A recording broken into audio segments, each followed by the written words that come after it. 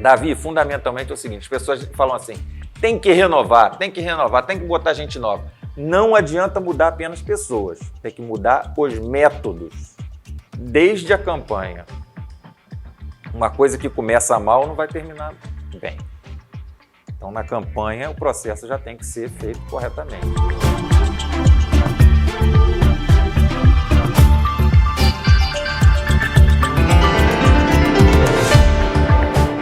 Olá para você que assiste ao De Olho em Nova Iguaçu. Nós começamos a partir de hoje com essa entrevista, uma série de sabatinas onde a gente vai conhecer alguns dos nomes que se apresentam à política iguaçuana para essa eleição de 2020. E iniciando essa série de vídeos, a gente começa conversando com Thiago Rachid, vice-candidato a prefeito na chapa de Rosângela Gomes. Thiago, muito obrigado por você aceitar o nosso convite, estar aqui conosco hoje. Essa é a oportunidade que a gente tem de conhecer não só os candidatos, bem como seus respectivos vices. Eu acho que isso é importante porque, pelo menos desde Temer, a gente começou a ver que o vice, como ele mesmo disse lá na carta que escreveu para Dilma, não é uma figura decorativa, cargo muito importante para a cidade e que vai ajudar a definir as políticas públicas para os próximos 4 anos, caso seja eleito. Seja muito bem-vindo. Oi, Davi. Olá ao público espectador. O vice é muito importante na recente história do Brasil, né? Nós tivemos o presidente Itamar Franco, só para ficar nos exemplos mais óbvios. O Geraldo Alckmin em São Paulo era vice do Mário Covas, depois virou até um presidenciável. Temos o presidente Temer, temos o governador Cláudio Castro. Então, é bom escutar o que o vice pensa, porque, eventualmente, o vice pode assumir o cargo em alguma circunstância. E não acho que não é o caso. A nossa prefeita, Rosângela Gomes, goza de boa saúde e não vai ser objeto de nenhum afastamento. Mas a gente deseja auxiliá-la e ela conta com o nosso auxílio aí no eventual governo. Então, estamos aí. Até pelo fato de, muitas vezes a gente pensa em votar no prefeito, mas quando você aperta lá o número na urna... Tem a fotinho lá Tem a fotinha do vice também. Rosângela e Thiago propõem para uma Nova Iguaçu que dá índices e indicativos muito problemáticos. Nós somos a cidade, 2019, com pior possibilidade de empregabilidade.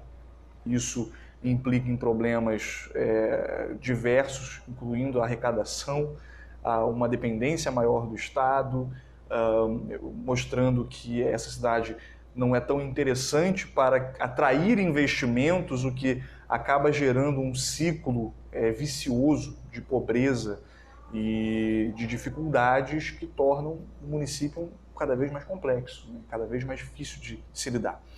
O que a gente pode fazer, o que o município de Nova Iguaçu pode fazer para começar a virar esse jogo, mudar essa realidade? A situação gerencial de Nova Iguaçu é tão ruim que qualquer um que for eleito, que fizer algum esforço, já vai melhorar consideravelmente. E se for alguém que esteja como eu, Rosângela, estamos determinados a mudar a história da cidade. Vai ser uma grande mudança. Isso a gente pode prometer sem nenhum medo de errar. É muito ruim a situação gerencial de Nova Iguaçu. Nova Iguaçu é muito mal administrado. Criou a sensação de que está sendo bem administrado porque paga salário em dia. Ele pegou uma realidade da crise de 2016, quando o prefeito anterior não estava pagando em dia, passou a pagar, e como se isso fosse mérito. Pelo menos tem dinheiro em caixa, por que não vai pagar em dia? Nova Iguaçu não tem planejamento. Se abre uma linha de crédito no governo federal para fazer alguma coisa, a gente perde o bonde da história. É como se você esperasse ter o emprego para depois fazer a faculdade. Nova Iguaçu é assim, ele espera acontecer a oportunidade para ele se preparar para a oportunidade. Aí a oportunidade já passou. Uma nau à deriva. É a melhor imagem para Nova Iguaçu. Nós somos uma nau à deriva, um barco à deriva no meio do oceano.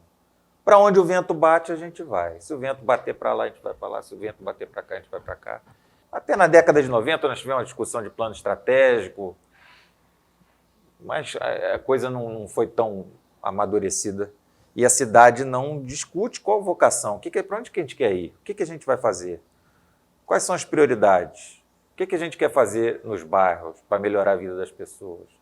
Não faz nada. É uma cidade que constrói um centro de tratamento de esgoto, por exemplo, como existe ali em Comendador Soares, e o centro de tratamento está lá e não trata o esgoto.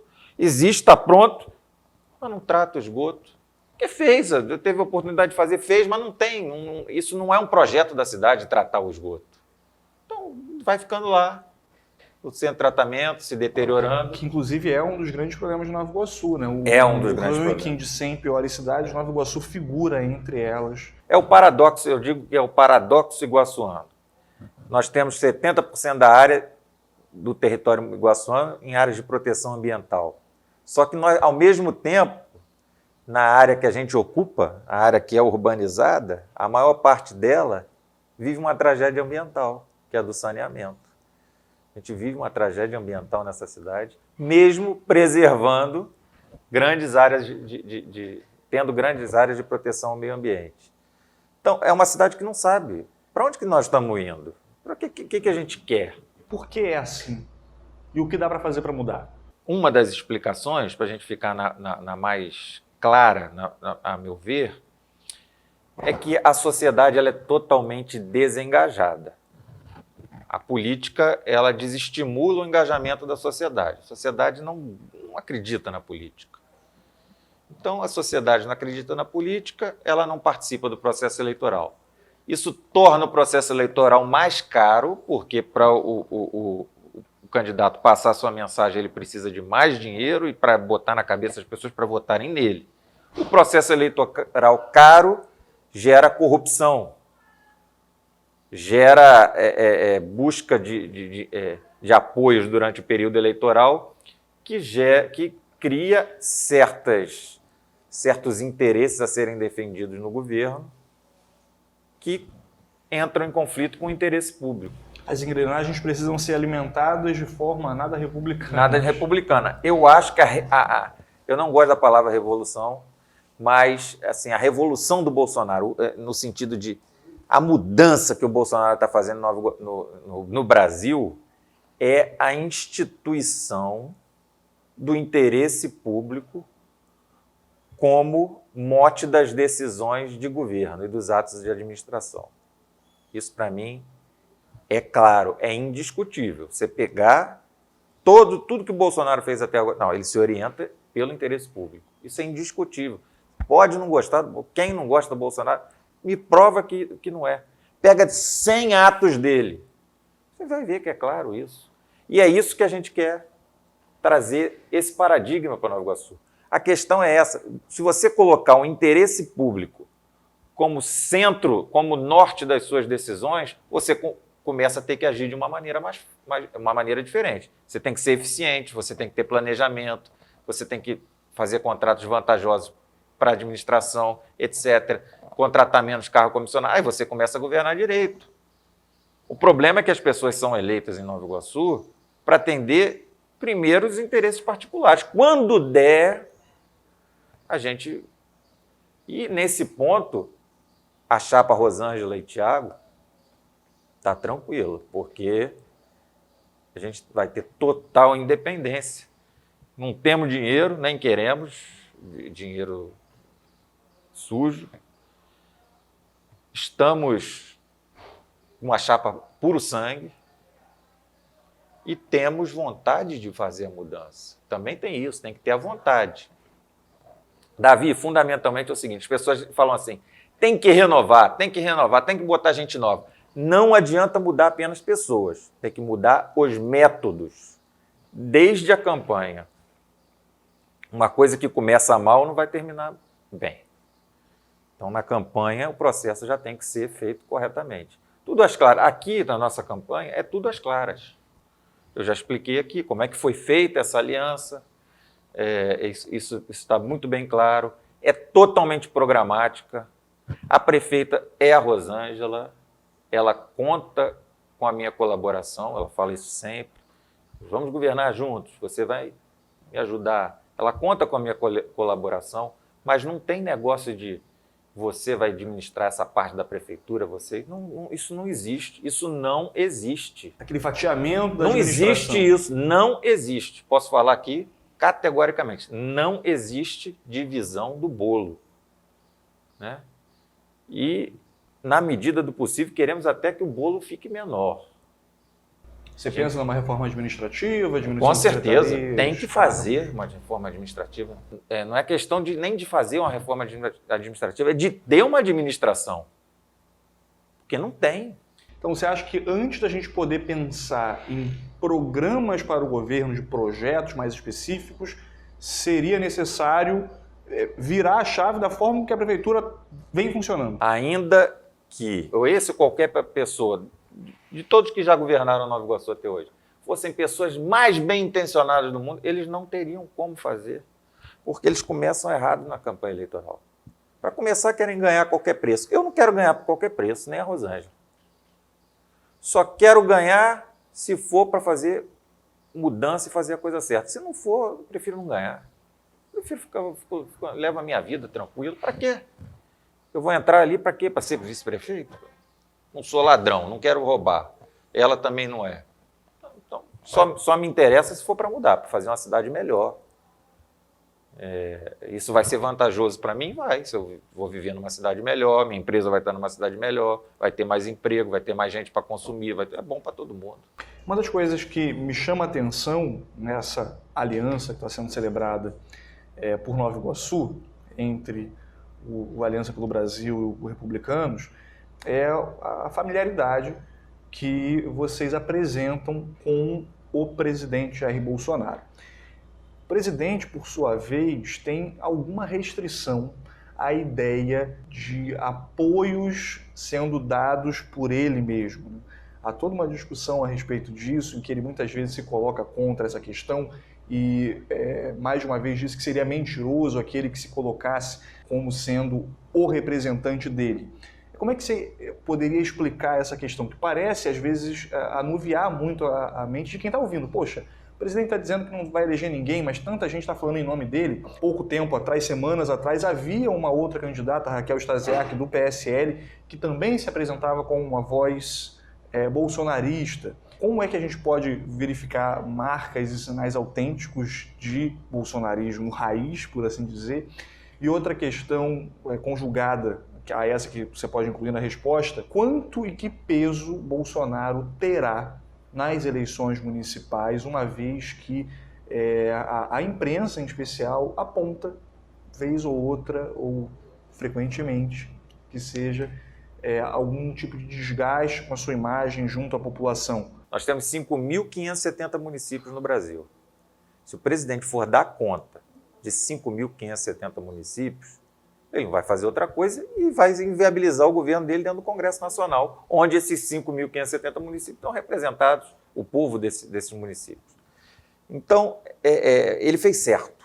Ele fez certo. Primeiro, ele evitou que houvesse uma febre aí, uma epidemia, uma pandemia de gente dizendo eu sou o candidato do Bolsonaro. E para depois ele ter que desmentir um por um, ele não ia fazer.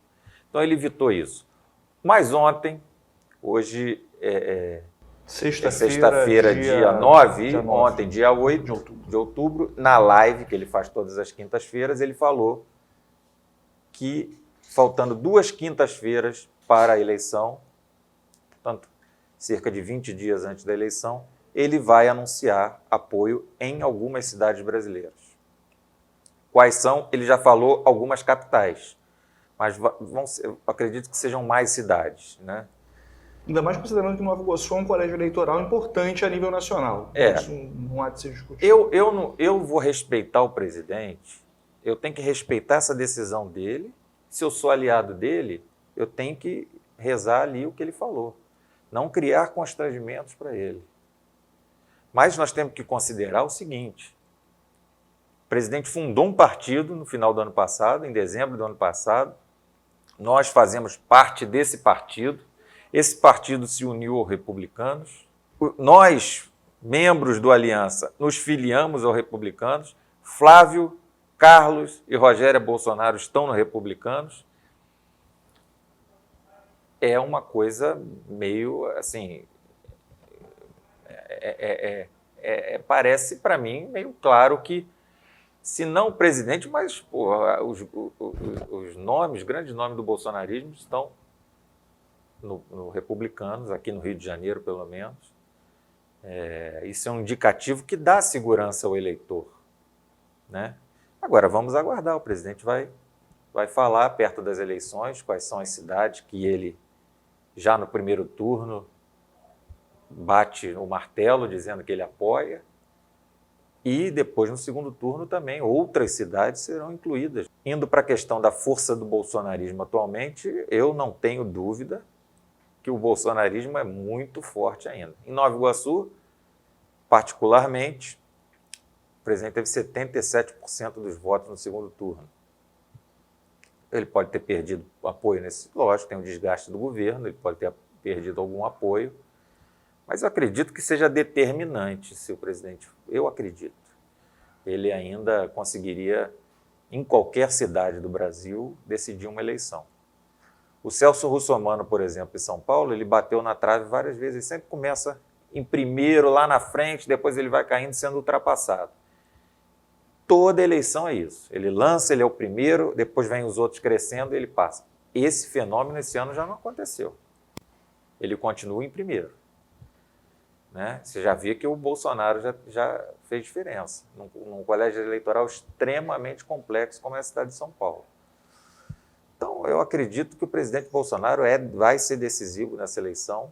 Tiago, uma vez que o objetivo dessa entrevista é apresentar mais o candidato, eu queria que você destacasse quais são os pontos do programa que vocês estão expondo que são mais importantes na tua perspectiva. O propósito da entrevista, muitas vezes, no período eleitoral, é lidar com as propostas. Eu pretendo lidar com as pessoas. Não que isso seja inovador, mas é porque eu entendo que seria necessário conhecer os candidatos. Muitas vezes a gente não tem muita noção de onde eles vêm, para onde vão, né? Você não sabe muito bem quem são as pessoas, conhece uma foto muito bem photoshopada. Bom, o Tiago é um cidadão que nasceu em Nova Iguaçu.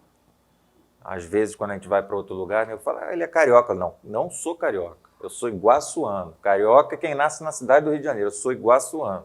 É um fluminense duas vezes? É fluminense duas vezes, porque eu nasci no estado do Rio e torço pro Fluminense. Tem uma história longa em Nova Iguaçu, porque a minha história não tem a minha idade, a minha história é longa. Meu pai é iguaçuano, meus avós eram iguaçuanos. Os meus bisavós eram imigrantes pobres que vieram para a cidade e ganharam a vida aqui, sempre no setor privado. Também eu gosto de deixar isso claro. Dos meus antepassados, a gente não tem vida prefeito, vereador, não. E até para eu entrar foi assim uma coisa que não foi muito agradável. A família não gosta muito desse tipo de coisa. Nossa tradição é no setor privado. Na agricultura, quando tinha laranja, depois no comércio, na indústria, no setor de serviços, que é onde eu atuo hoje, a minha família sempre atuou nessa área. Eu fui criado numa casa aqui no centro da cidade, uma casa que eu fui criado tem mais de 100 anos. Você vê, a casa construída pelo meu tataravô.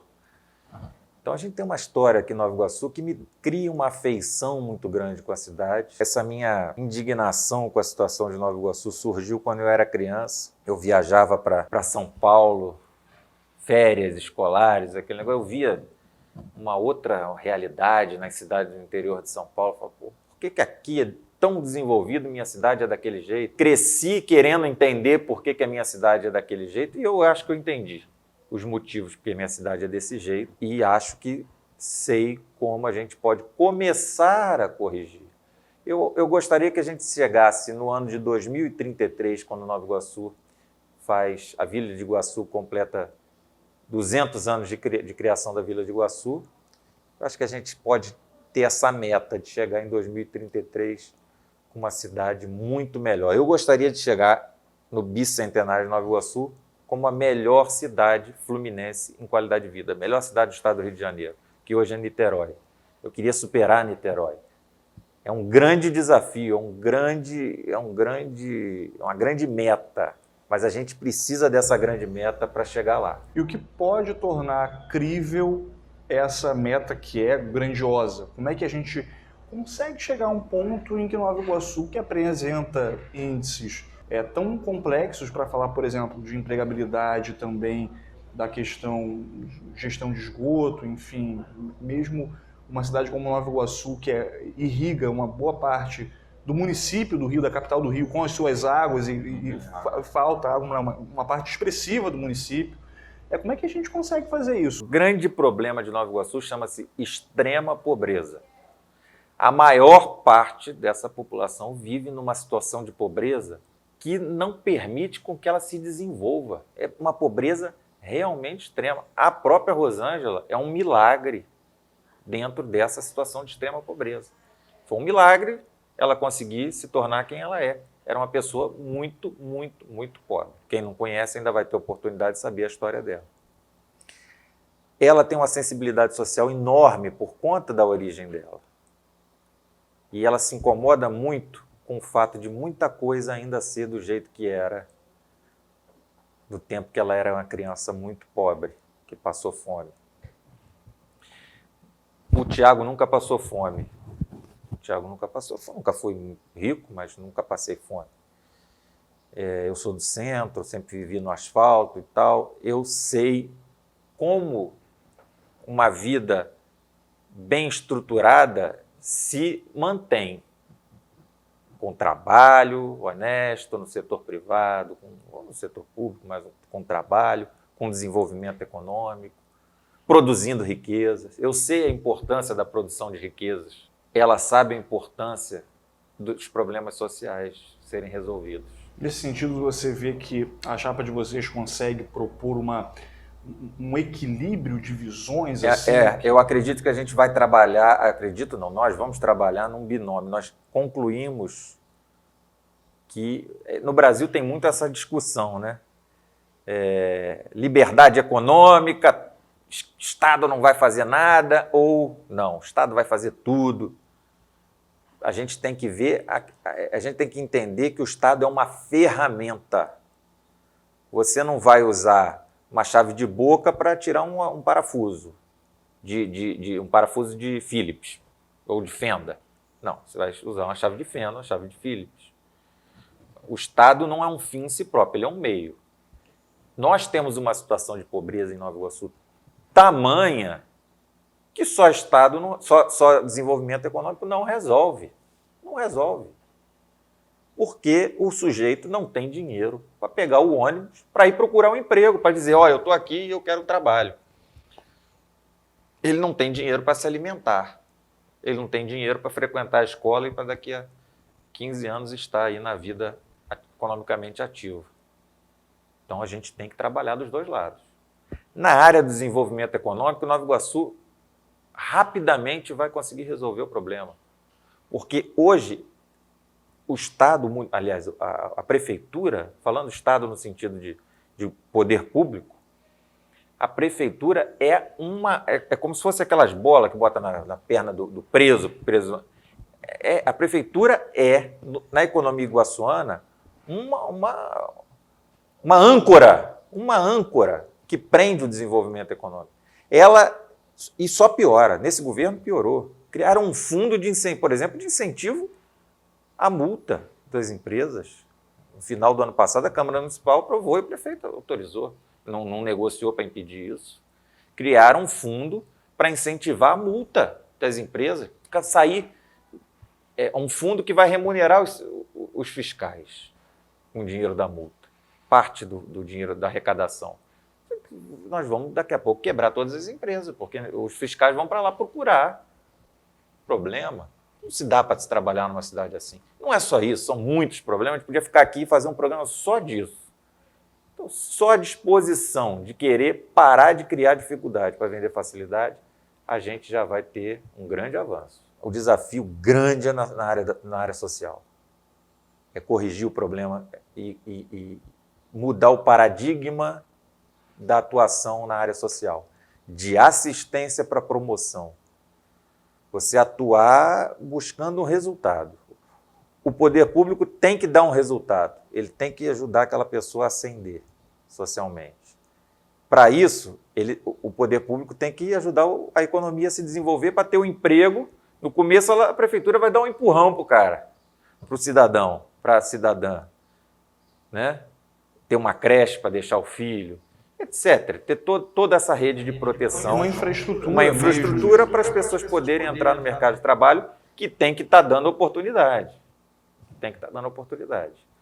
Então, a gente acredita nesse binômio, né?